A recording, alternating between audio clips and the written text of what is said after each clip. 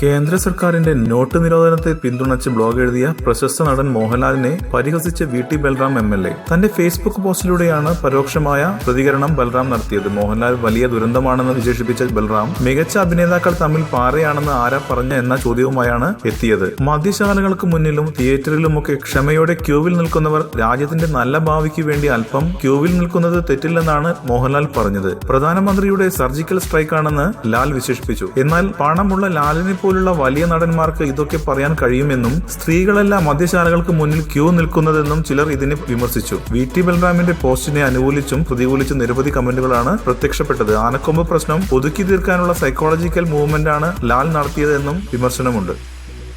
കൂടുതൽ സിനിമാ വാർത്തകൾക്കും വിശേഷങ്ങൾക്കും ഇപ്പോൾ തന്നെ സബ്സ്ക്രൈബ് ചെയ്യൂ മലയാളം ക്രിയേഷൻസ്.